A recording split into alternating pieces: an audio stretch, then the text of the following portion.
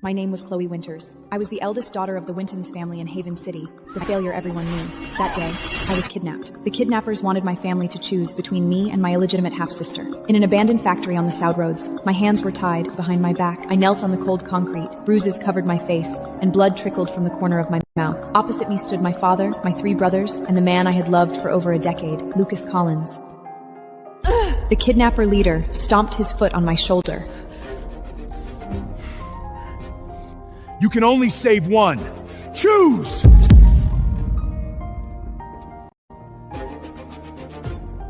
I choose Sienna. I choose Sienna too. I choose Sienna. Let Sienna go. You can do whatever you want with Chloe.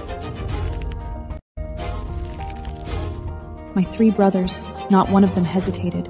Their voices were as synchronized as if they had rehearsed. I placed my last hope on Lucas Collins, the man I had once given my blood to save. I only want Sienna. As for this woman, do whatever you want with her. I don't care. At that moment, my heart died. The pain was like being crushed by a boulder. I screamed and lunged toward the wall behind me. I didn't want to live anymore. The kidnapper leader grabbed my hair and yanked me back. A burning slap landed on my face, and I blacked out. In my coma, the 4 years of lost memories came flooding back like a tsunami. Human trafficking, the Mafia godfather, the life and death combat on the training ground. I remembered it all.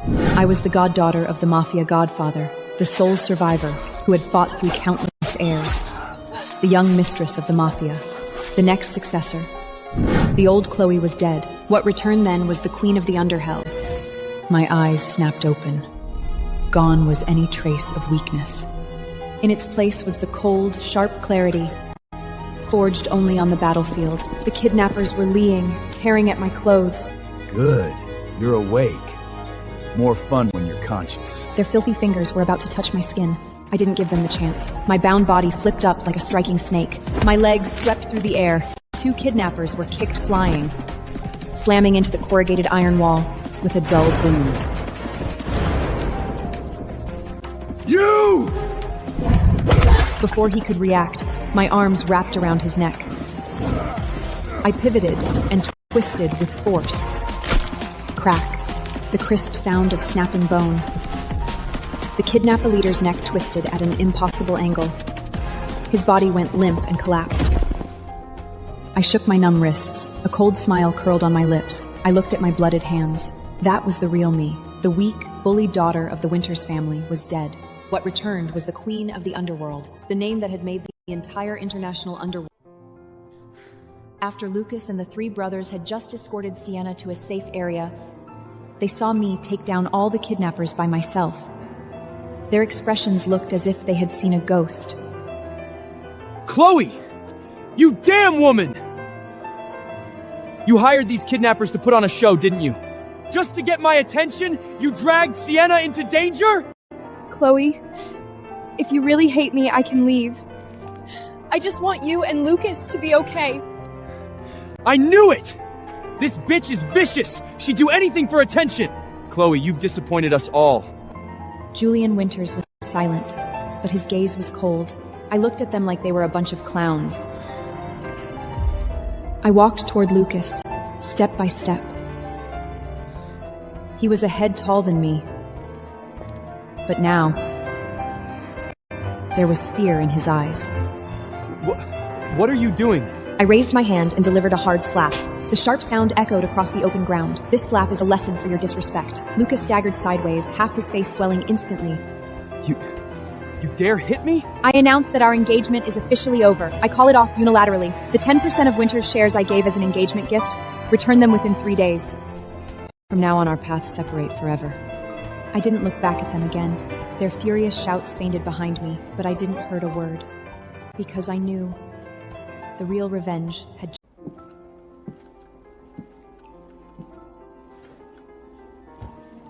After leaving the abandoned factory, I went to a secluded internet cafe.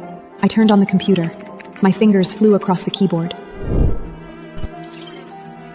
A black-based illegal website appeared on the screen. Only a handful of people knew its gateway. I typed in a private account code etched deep in my memory. 4 years ago, the Mafia godfather had given it to me personally.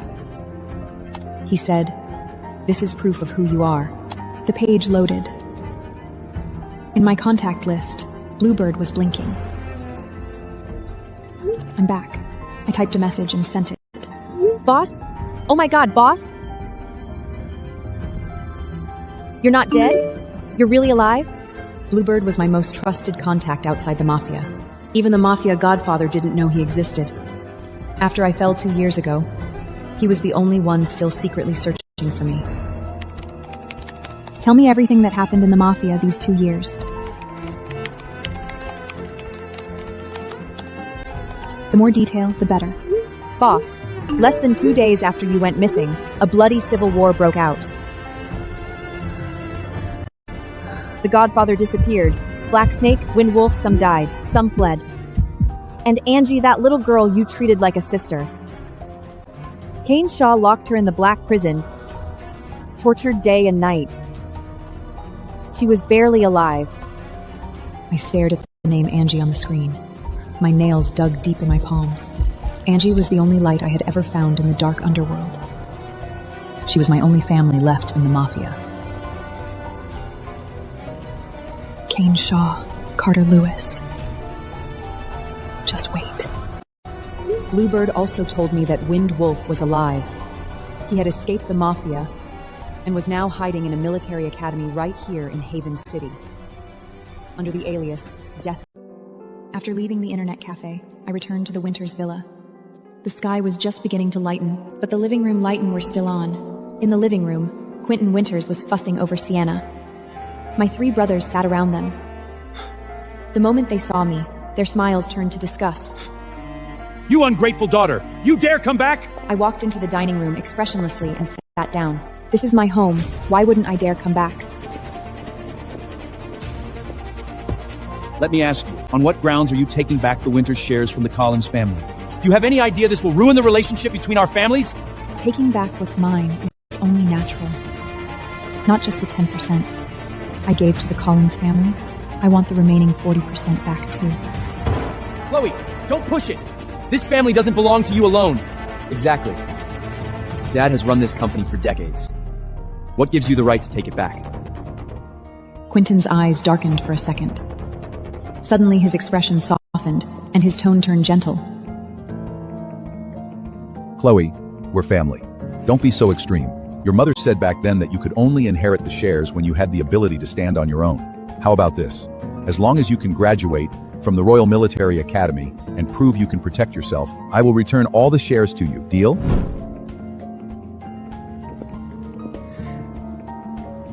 Yeah, Chloe. We're just looking out for you. I stood up, wiped my mouth, and walked toward the staircase. Fine, but I won't be attending any self-defense classes. Those are for beginners. Within 3 days, I will graduate from the Royal Military Academy. When that happens, have the share transfer agreements ready.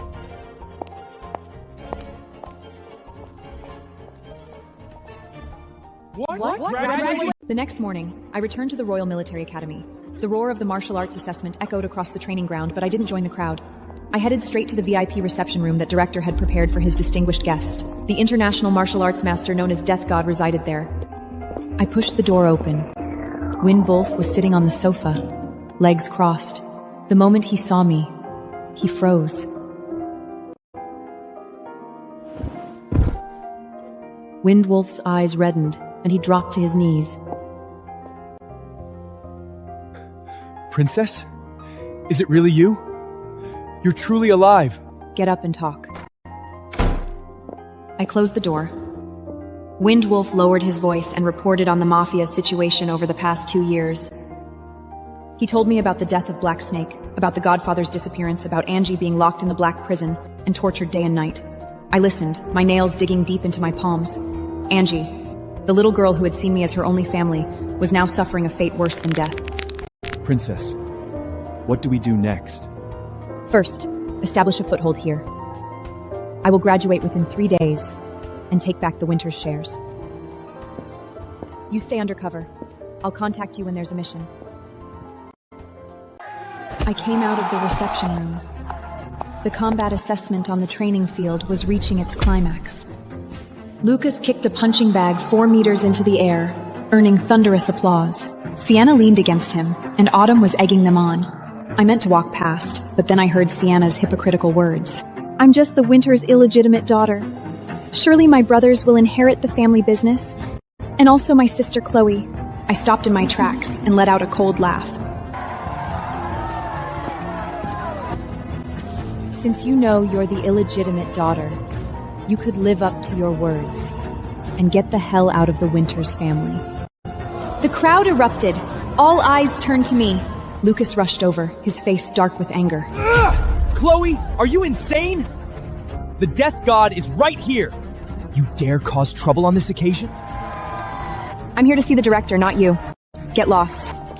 Just then, the director walked out with Windwolf. Windwolf saw me and almost called out Princess again. A single look from me stopped him. Director, I formally challenge you. I will defeat you right here, right now. The entire academy froze for a moment, then erupted in thunderous laughter. No one believed a failure like me could beat the director. Ha, is she crazy? Challenge the director? I think she's desperate for attention. Behind the crowd, Sienna quietly took out her phone and sent text messages to several media outlets. The director didn't agree to my challenge on the spot. He frowned and said the official match would be at the gymnasium in 3 days. But today, the academy had a field combat training exercise. Everyone must participate. The results will directly affect your graduation scores. 3 blank rounds each. The rules: jungle warfare. The longer you survive, the higher your score. The students groaned in despair, but Sienna seized the opportunity to recruit classmates. Using her reputation as Haven City's top genius girl, to quickly form a large team. Chloe, why don't you join us? We're family. We can look out for each other. I'm worried you might be in danger alone. I don't need a team. Chloe, I know you're doing this to get my attention, but it only makes me despise you more. Don't think a few tricks will win me back. I ignored him. Soon, dozens of students were flown by helicopter to a wilderness dozens of miles outside the city. From above, the dense forest stretched endlessly. Sienna led her large force charging deep into the forest. They scrambled and shoved, terrified of falling behind.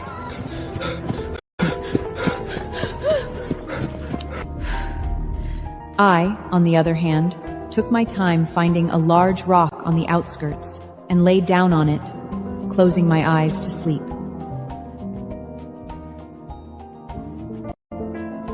Instructor Danica, watching through the drone feed, stamped her feet in anger. But on the judging panel, an old veteran named General Clark, sent from the State Military Command, narrowed his eyes. That Chloe! What does she think she's doing? Everyone else is fighting for their lives, and she's just sleeping! This little girl. Half an hour later, 10 retired military instructors entered the jungle and began frilly the students. Anyone eliminated by an instructor scored 0. Almost every student rushed deep into the forest, terrified of being caught, but I was still laying on that rock. The instructors reached the outskirts and spotted me immediately. A young upskater exceedingly rushed over. Ha! A freebie! The first elimination is mine! Calmly and unharriedly, I raised my pistol and aimed it at him, the corners of my twoth slightly upturned. Instructor, do you want your own team member to be the first one eliminated? The young instructor's smile froze on his face. The lead instructor gave me a deep look, then waved his hand. Let's go. They turned and left, continuing deeper into the forest.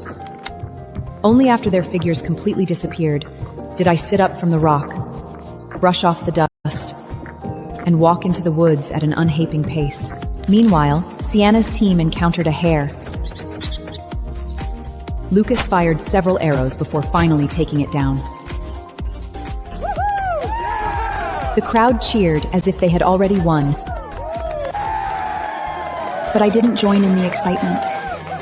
I had been watching the drone in the sky. The supply drop point was just ahead.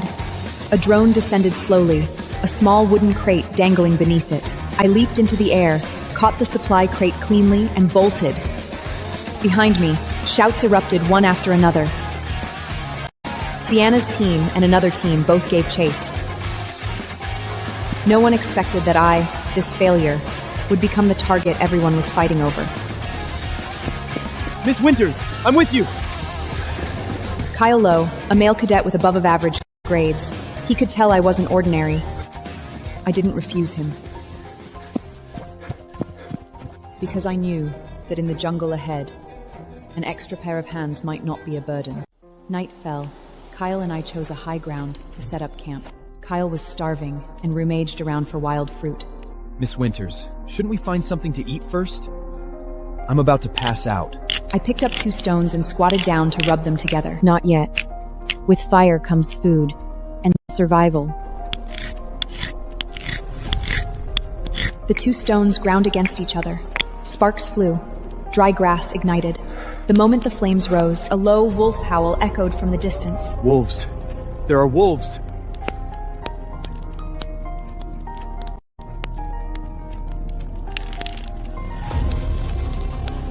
I picked up a few pebbles and stared calmly at the glowing green eyes, approaching in the darkness. Stay quiet. The first wolf lunged. I flicked my wrist, the pebble shot into its eye like a bullet.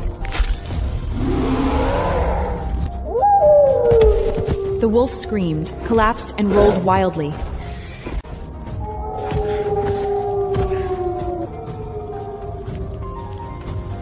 I rushed forward, picked up a large rock, and slammed it down hard on the wolf's head. Die.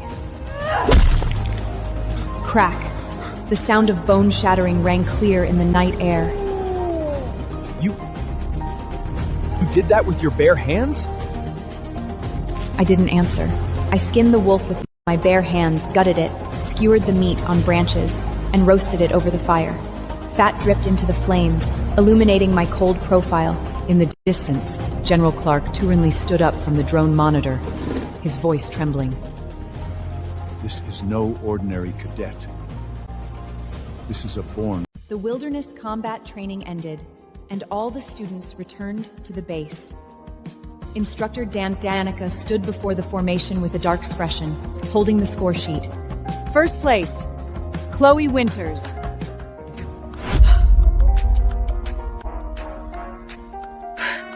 What? First place is Chloe? The entire training ground fell silent. Those who had once mocked me as a failure now all lowered their heads. Not a single person dared to meet my eyes. Sienna stood among the crowd, her smile long gone, replaced by twisted jealousy. Lucas' face was darker than the bottom of a pot. He refused to believe that the woman he had once looked down on had actually taken first place. Just then, General Clark from the State Military Command stood up from the judging panel and walked over to me. Cadet Chloe Winters, on behalf of the State Military Command, I formally invite you to join us. With your abilities, your future is boundless.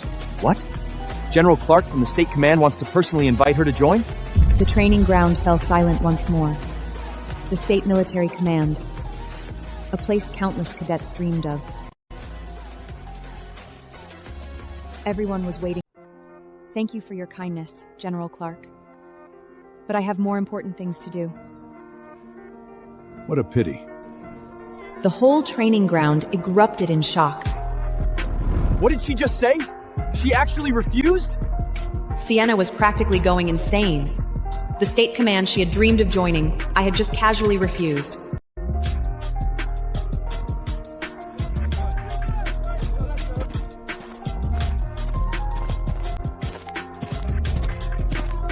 And I left the base without looking back.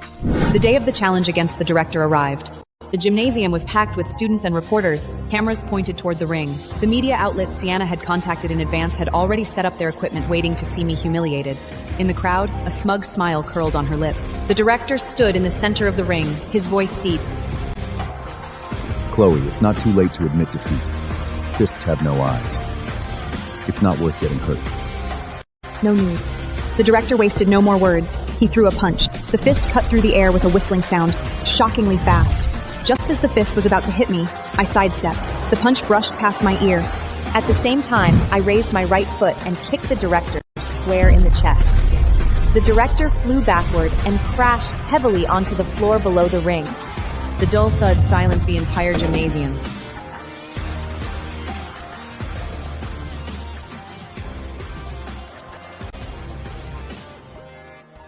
The director struggled to his feet, clutching his chest, and made his announcement. I lost. Chloe, you are the first student in the history of the Royal Military Academy to graduate by defeating the director.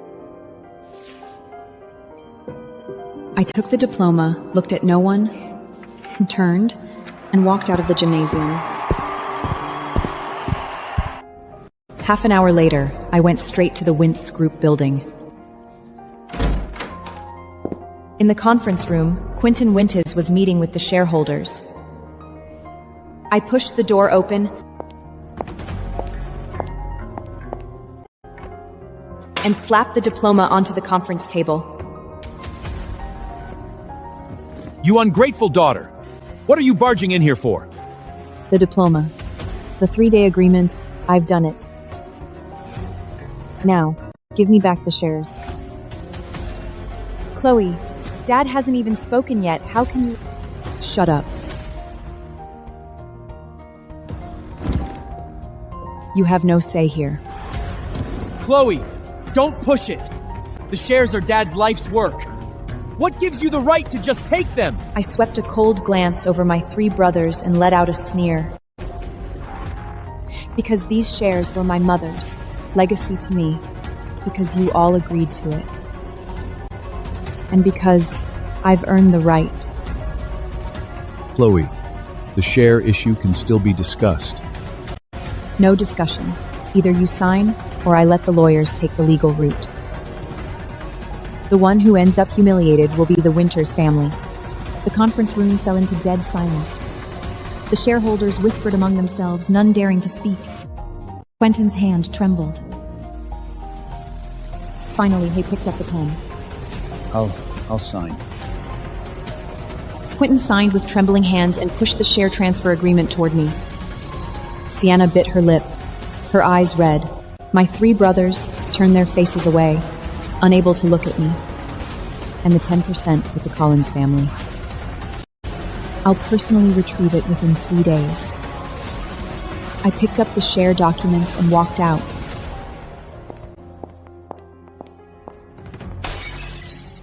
Behind me came the sound of Quentin smashing a glass. After taking back the shares, I didn't stop. To fight the Mafia, I needed to expand my power. The underground black market of Haven City was where the gangs gathered. It was a rough place. Guns, drugs, intelligence, anything could be bought. You scum from Uzo! Today you die! I didn't detour. I walked right between the 2 groups. My calm demeanor caught the attention of the West Side Gang's leader, Vincent Young. You are the Chloe Winters who's been making waves lately? Something on your mind? I see you have exceptional skills. Why not join my West Side gang? I can guarantee you wealth and glory. You want me to join? Fine. But I only play as queen. You step down. Vincent froze. His men reached for their guns, but he raised a hand to stop them.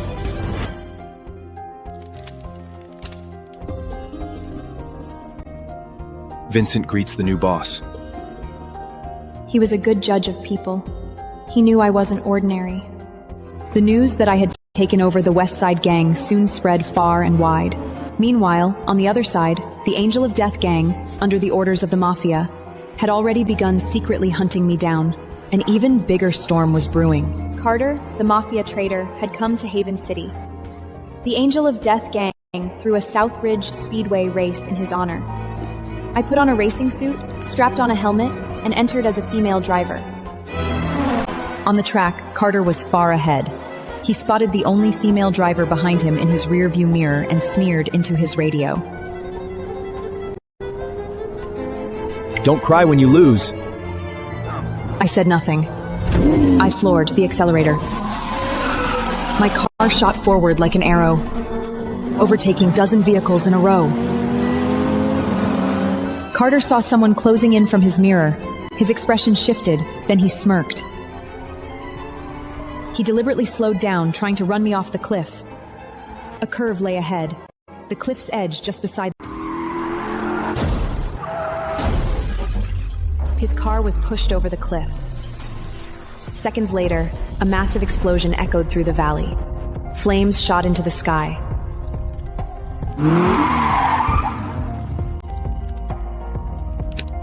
I stopped the car, took off my helmet, walked to the cliff's edge, and spoke coldly into the abyss.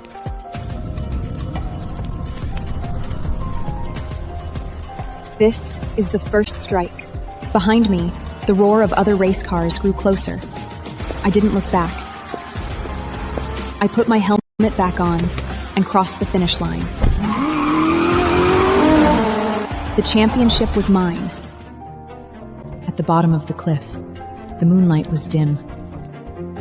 I returned to the wrecked race car and checked the body inside. I had just turned around when suddenly a hand grabbed me from behind. I reflexively sidestepped to dodge and whipped around with a kick. The mysterious man easily dodged it and threw a punch in return. The two of us clashed in the moonlight for over a dozen moves, evenly matched. I took half a step back and narrowed my eyes. Ethan? Long time no see, young mistress of the Mafia.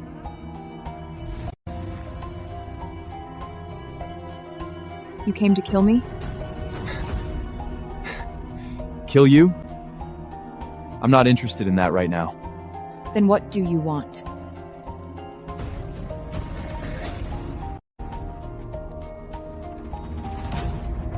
Cooperation. Cooperation?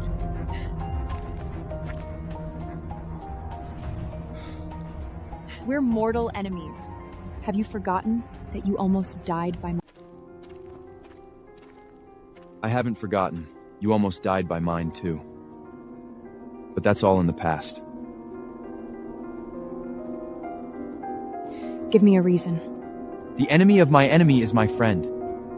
You hate the Mafia, and so do I. Our goals align.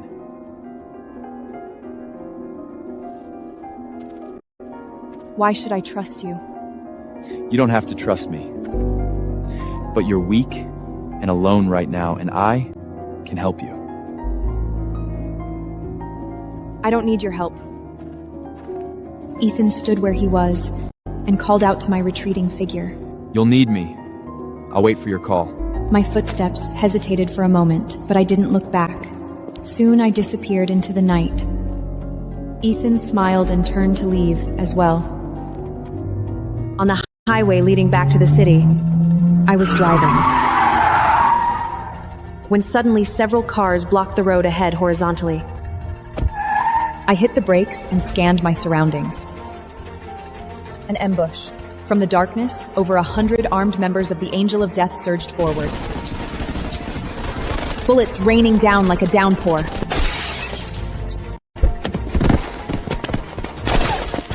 I rolled to the side of the road and took cover behind a tin box.